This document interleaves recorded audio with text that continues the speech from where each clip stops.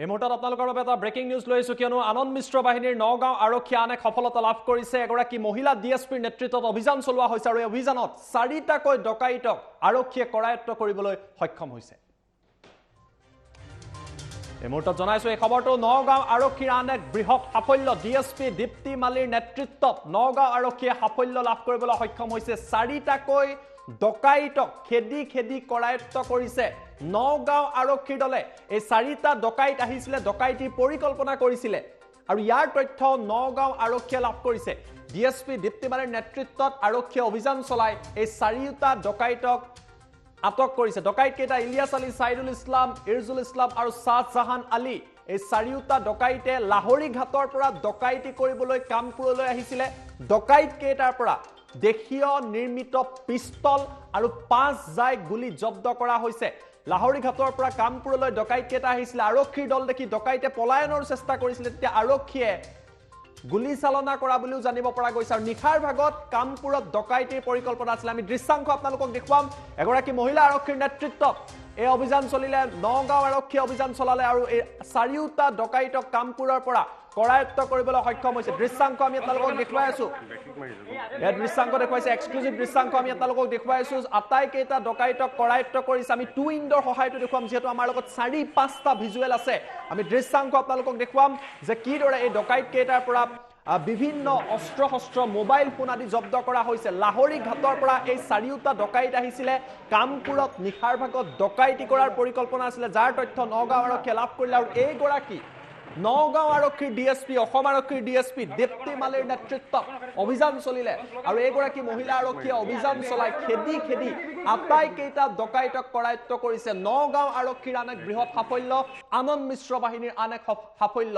এই 4টা ডকাইতক ইতিমধ্যে গ্ৰেপ্তাৰ কৰিবলৈ সক্ষম হৈছে। পিচিআৰ টিমক অনুৰোধ কৰিছো ডকাইত কেইটাৰ ভিজুৱেল যাতে তেওঁলোকে দেখুৱাই থাকে, যি 4টা ডকাইতক ইতিমধ্যে কৰায়ত্ব কৰা হৈছে। এয়া হৈছে এই 4টা ডকাইত, যি 4টা ডকাইতে লাহৰী ঘাটৰ পৰা কামপুৰলৈ গৈ ডকাইতিৰ পৰিকল্পনা কৰিছিল। আমাৰ লগত নগাঁও আৰক্ষী অধীক্ষক আনন্দ মিশ্ৰৰ মন্তব্য আহি পৰিছে। সমগ্ৰ ঘটনাক লৈ মন্তব্য আপোনালোকক দেখুৱাই লৈছো।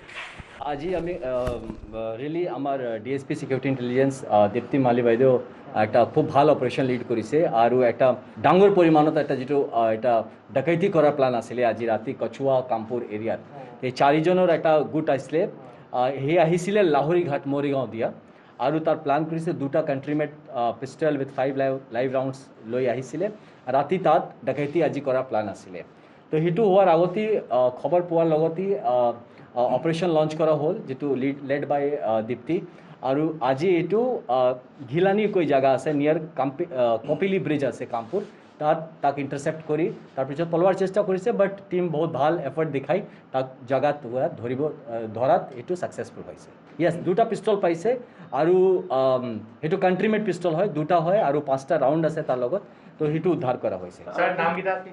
হয়, এটা আছে ইলিয়াছ আহমেদ, একটা হল সাইদুল ইসলাম, একটা হিফজুর রহমান আর একটা শাহজাহান আলী। সেইটো লাহৰী ঘাট মৰিগাঁও তাৰ বেসিকলি তাত আছে। আৰ যাত সেইটোৰ আমি ডিটেইলছ অলপ এতিয়া ইণ্টাৰগেট কৰি যেটো গম পাইছোঁ অলপমান কি বহুতমান কেছত হয়তো জড়িত আছে, এইটো আৰু ওলাব লাগে। যেনেকা মেচিন লৈ আহিছে তো আমাকে ক'লে কি এনেকা বস্তু পোচাৰ্ছৰ কাছে লগত পোৱা যায়, তো এইটো অলপ কিন্তু ইণ্টাৰগেট কৰিব লাগে ভাল কৰি।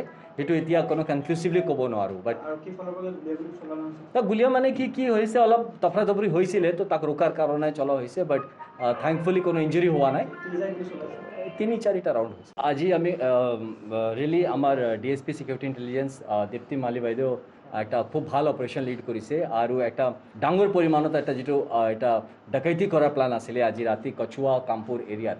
এই 4জনের একটা গুট আসলে হে আহিছিলে লাহৰী ঘাট মৰিগাঁও দিয়া আৰু তাৰ প্ল্যান কৰিছে 2টা কাণ্ট্ৰিমেড পিষ্টল উইথ 5 লাইভ ৰাউণ্ডছ লৈ আহিছিলে।